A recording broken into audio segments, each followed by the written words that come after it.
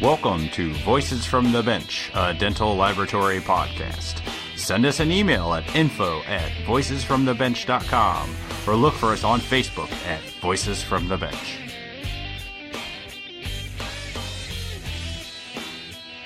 Greetings and welcome to episode number 15 of Voices from the Bench. My name is Elvis from Summer Dental Laboratories in the great state of Indiana. I'm Barbara Wojin from the great state of Florida, Knight Dental Group, Oldsmar.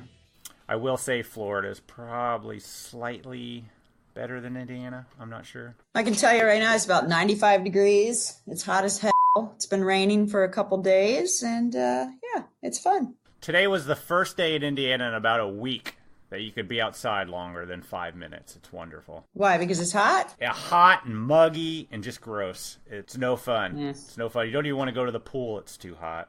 Seriously? I don't know why I live here. How was your 4th? Did you go see fireworks? No, but I had fireworks at my house, stepped on a sparkler, which is why you need to wear shoes when you're doing fireworks, and burned my foot. It was fun. I believe on the warning labels, I think barefoot fireworking is not suggested. Make sure you wear shoes and don't drink alcohol. These are for children only. Well, then what's the point of doing it? I know. That's what I'm saying. Part 2 from Chris Bormes. We continue the conversation on why he gives back so much to our industry and what the future holds for PREAT. Let's just say they're not slowing down. Chris also goes into his experience last year, the triathlon for the Race of the Future. Hopefully he'll join us this year. I think I did hear that he put a relay team together, so that's exciting. So let's continue. Here we go, part 2. Here we go, roll 'em. Voices from the Bench. The interview. 1 or 2 implant cases a month. I mean, Elvis, at your laboratory and Barb at yours, you're probably seeing 1 or 2 an hour, if not a lot more than that. I mean, you have the expertise on that. Yeah, I agree with you. So I know that you guys at PREAT are a huge supporter of our industry, giving regularly to the foundation, of course. Talk to me a little bit about, I know you did the race last year, you did the triathlon. What is your opinion on giving back and supporting the industry? How do you feel? You know, I know why you do it because you're passionate about it, but tell me a little more. How'd you get involved? You know, we've always been supporters of the NADL and the foundation. And in fact, my dad is proud to say that when we were at the Visions meeting, when the foundation was first announced, he says he was the first one to raise his hand and donate money to it. So he's very proud of that. And there's obviously a huge legacy that he's laid out for me. And that's one of them is giving back. A lot of people don't know about him is he gives a ton of time in the community to Rotary. He's super involved in a lot of charities. And, it's just something I've seen growing up and, becoming an adult is giving back. And I think it's important for the long-term and health of our industry to support these wonderful groups like the foundation that are designed to further along our industry and increase the knowledge of dental technicians. And I believe how I first got involved is I think I got my arm twisted a little bit by a gentleman in Minnesota late one night who said, "Hey, you need to do the triathlon this year." And the triathlon was a miserable experience for me. I did it in Carpinteria here at the beach. And when I did the swim, I practiced swimming in the pool. I hadn't practiced in the ocean.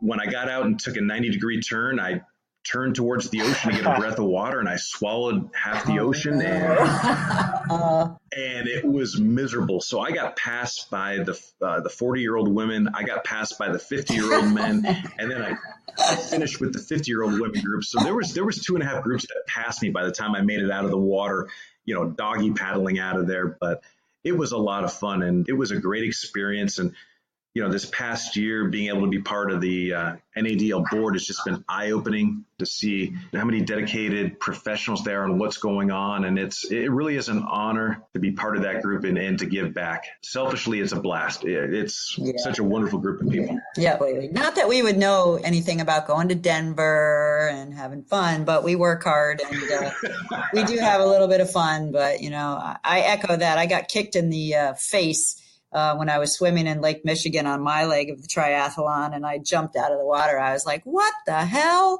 And somebody had me on tape after that. And I was like, oh, I'm going to die right here. But I got through it, and it was extremely gratifying. And I hope you do it this year with me as well, because we're going to kick some butt in Chicago. I'm not swimming. I don't think Elvis is riding a bike. So yeah, no.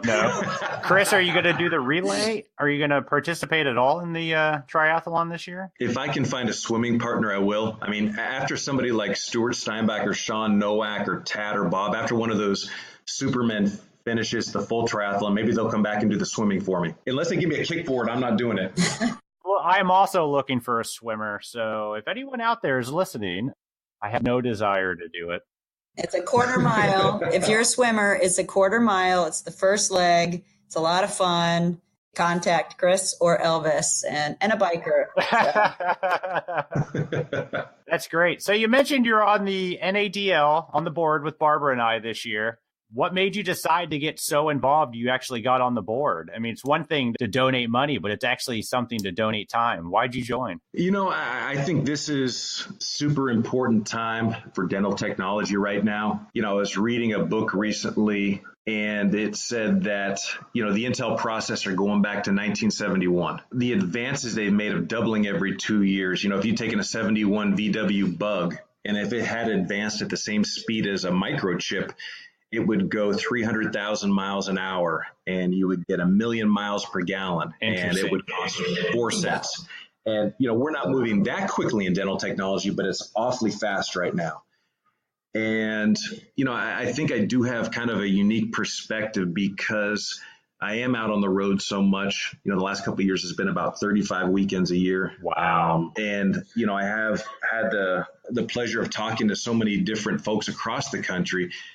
I think I have kind of a unique perspective from small labs, medium labs, large labs, you know, young lab owners, old lab owners.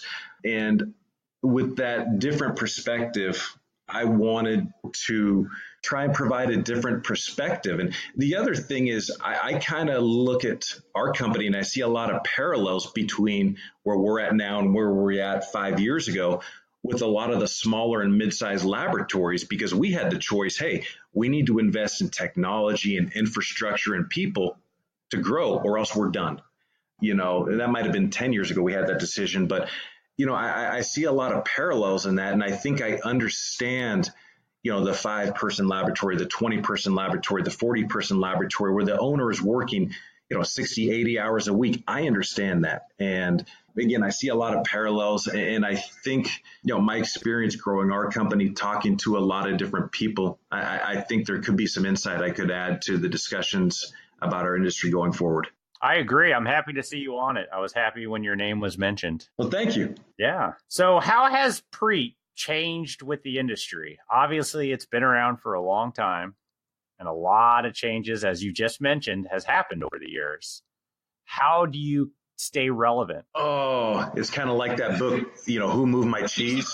You know, you know, when I first started, I was learning partial dentures. I mean, it was precision attachments on partial dentures, you know, Sika's, ERAs, Dalbos, verdicts, you know, the sagittal balls, things like that. And, you know, as implants became more and more popular, of course, you'd see a decrease in partial dentures and we'd see more bridges. And then all of a sudden, the overdentures went from tooth supported and root retained overdentures to implant. And we really had to transition from being that company that had partial denture attachments and magnets into one that provided a variety of options for the implant supported and retained cases. And that's probably been the biggest transition we've made product wise, you know, going from a 500 product company to a 1,000 product company to a 3,500 product company over the last few years, you know, really trying to be that one-stop shop. And I don't say that from a commercial point of view. When somebody not in the industry, you know, out at the Little League field last night, somebody asked me, you know, now what is it you do?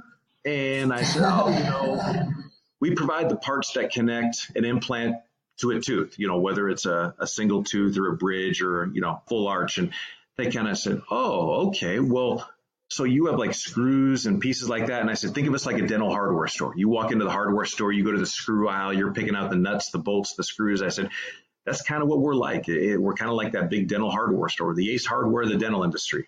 Nice. Yeah, I think that's a great way of putting it. I grew up and my dad always used to say, we make teeth. And they'd look at us all cross-eyed and, it was way back when. And now, we say we make smile designs, veneers, dentures, everything. And it's a much more understood industry, and people are much more educated on what we do nowadays. So we're no longer the hidden figure behind the dentist.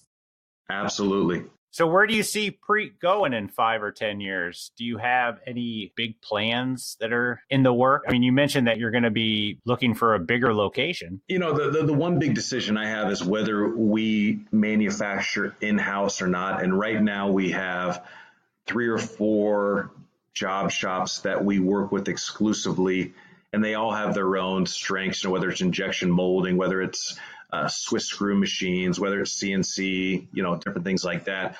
We're going to have a decision whether we want to bring the manufacturing in-house. I like it right now where I don't have to worry about running machines and doing things like that. That's a smaller thing down the line, but we've got some big projects coming. It's really fun right now being able to talk to our customers and being able to get to know people like, Dr. Avi Bidra, the head of the PROS department at UConn. And he says, hey, Chris, I have this great idea for a new product. And, we sit down and put together this great new product, or talking to, other people. And it's fun to be able to come up with solutions to the problems out there. So we'll continue to be that company you go to when you have a problem, when you don't, need help with cases, old ones, new ones. But yeah, there's going to be some big things coming in the next 2 years. Absolutely. Awesome. You mentioned going in and getting FDA clearance. How hard is it really to get something past the FDA since you've actually done it? Is it really a big as pain as everyone says it is? I mean, if we're talking about just one implant platform,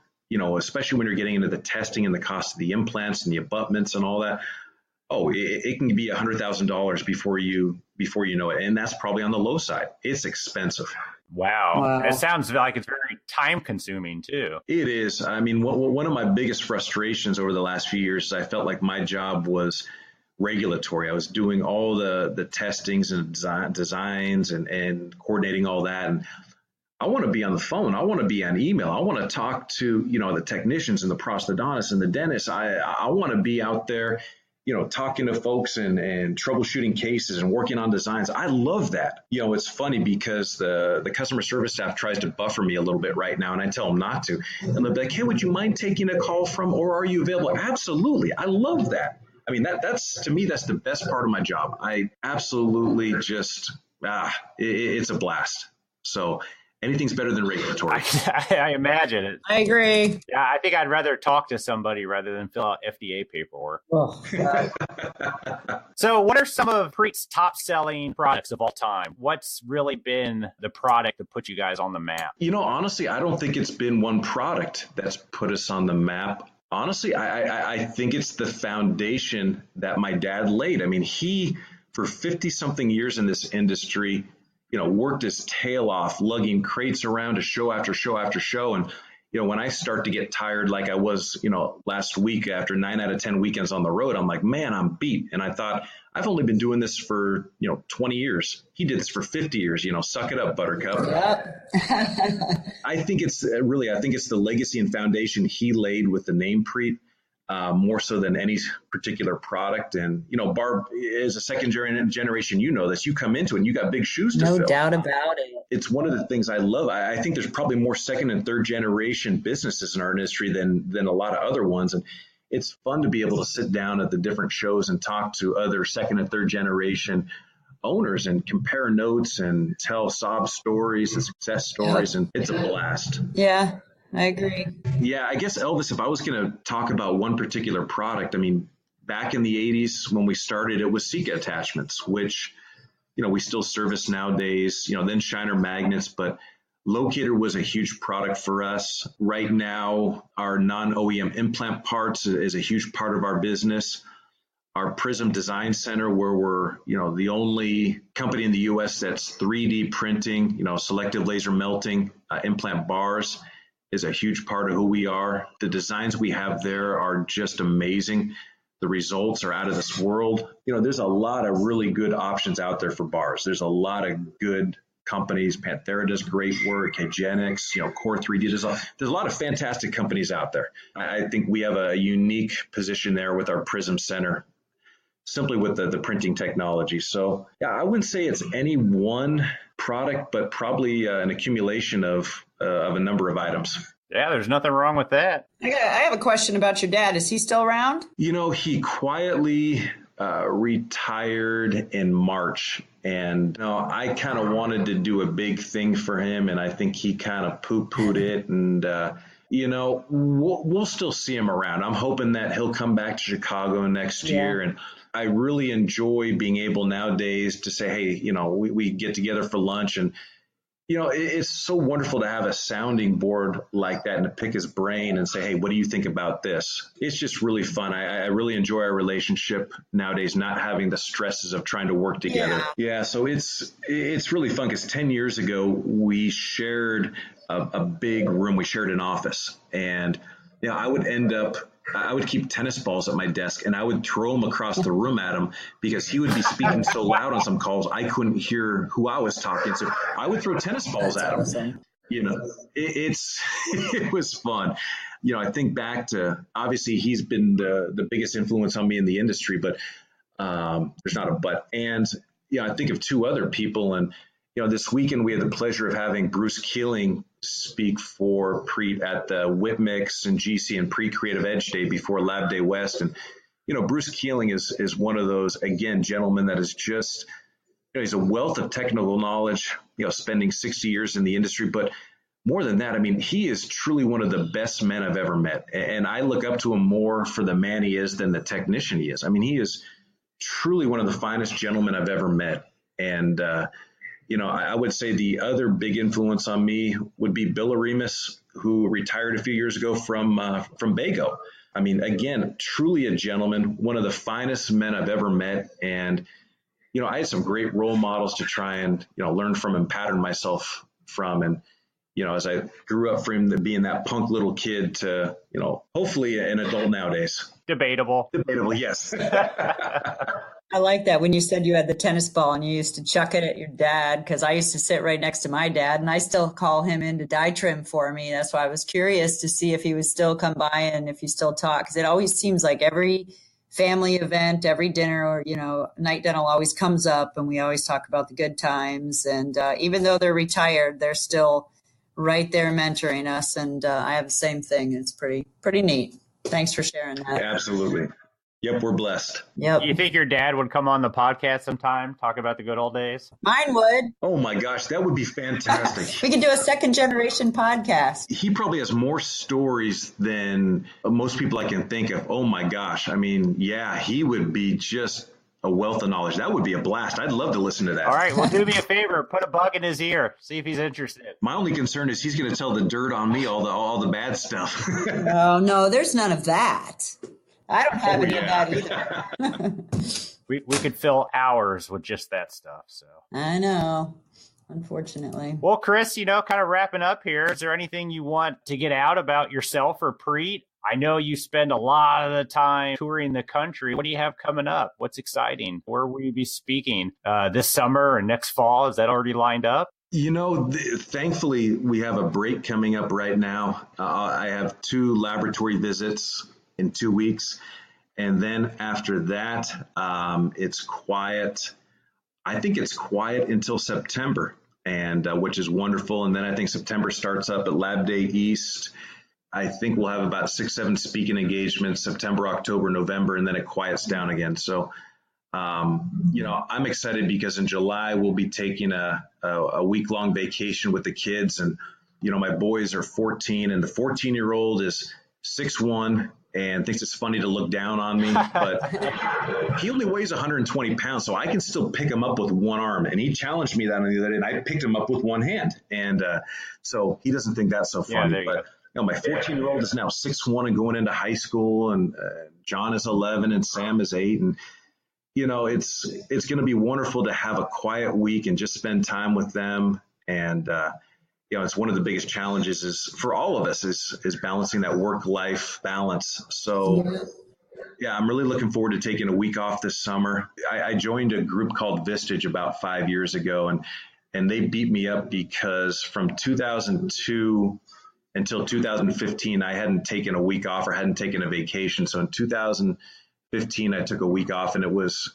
eye-opening. I mean, all of a sudden I could shut down and just kind of revitalize. And I know a lot of lab owners are the same way. I mean, it's a hamster wheel and you're running all the time. But I mean, my advice to everybody out there would be to take a week off. And on your last podcast with the laboratory owners, I loved hearing the comment about, hey, I let my owners know, I let my dentist know 2 months in advance, I'm taking a week off at this point, and they just go and relax. And it's so important. It's something I've been pushing our staff to do. Make sure you take your vacations, use them. So I'm looking forward to some time off this summer. It's good for you. Great. It sounds like you deserve it. Yeah. Yep. I don't know about deserve, but the family definitely deserves it. I don't know. After a week with me, my wife might be pushing me to get back on the road. Yeah, I get that too. I get that too. Well, thank you so much, Chris. We really, really, really genuinely appreciate you. It was an awesome interview. I think we have a great 3-day weekend, and hopefully it's not going to rain all day in Florida, all 3 days in Florida. Ouch. Yeah. Ouch. And I hope you guys got some decent material, because I was sitting there going, man, I don't know if you're going to get anything good out of this. It's a whole hour. We did great. We got plenty. Oh, yeah. Listen, I appreciate you not only coming on the podcast and being interviewed, but obviously being a listener. I appreciate that. Yep. But everything you do for our industry, not just from PREAT, but just being a good guy, being friendly to everybody. I love running into you. Everything that you and PREAT does, I appreciate. Yeah. I can't thank you enough for everything. I do too. Thank you. Wow. I'm humbled. Thank you so much. That means. And I believe you paid for pizza last time we were in Denver, so I think I owe you one. You're on. That sounds like a plan. I appreciate it, Chris. Thank you so much. Take care. You got it. Enjoy the weekend. Yes. Thank you. Thanks. Again, I want to thank Chris from PREAT for joining us for this great interview that we had. He did a great job, and I appreciate all that he does for our industry. So do I, especially by raising money through the foundation and doing the Race for the Future. This is a little plug for me. I'm actually doing the race. I'm going to do the sprint triathlon, the whole thing by myself, no relay. I'm training for it now. So if you can, how would they get a hold of supporting me, Elvis? DentalLabFoundation.org. Yes, please go to the DentalLabFoundation.org and choose Donate an Athlete. Pull down my name, Barbara Wojin, rhymes with Trojan, and please support me. I'd appreciate it. Thank you. So Barb Wojin, the Trojan, will be racing in this year's Race for the Future triathlon. It's all about raising money, so let's help support her. So go to DentalLabFoundation.org. You'll find a link for the race, and there's a donation form where you type in her name, or I think if you type in Voices from the Bench, I think we can encourage them to put that money towards Barb. Thanks. And let's sponsor her. Let's raise some money. Let's do some good. The race is 26th of August, so I've got about 5-6 weeks left to train. I'm swimming 4 times a week, biking 4 times a week, and running 5. So wish me luck. And I'm thinking about you 4 times a week. So there you go. Oh, thanks. Yeah, there you go. So yeah, everyone go to the website and donate. Put Barb's name in there. Let's raise some money for some good old dental lab industry stuff. Thank you. Appreciate the plug, Elvis. Over the last few months, I've learned a lot about running and maintaining a podcast. One of the things I've learned is how interesting the analytics are. It shows how many downloads from each state and country per episode. And I want to take a moment to welcome and give some big thanks for some listeners we have all over the world. This is pretty exciting. We have downloads in New Zealand, Australia, Canada, Germany, China, Ireland, Estonia, which I didn't even know what it was, Israel, and everywhere else that we've had some downloads. It just really goes to show you how big and connected our industry is. It's pretty cool. Yeah, I completely agree. I had no idea we had listeners all over the place. So thank you, you guys. We appreciate the support. I think it's awesome. And any listener outside of the U.S. wanting to come on to the show and tell us about the dental laboratory industry in their country, please feel free to reach out to me in an email, info@voicesfromthebench.com. I'd love to learn more about our industry in your country. I think it's pretty cool. Check out Facebook at Voices from the Bench. Like our page, share our post, let everyone know that you're listening. Thanks, guys. We appreciate you listening. We will see you next week. Have a good one. Bye.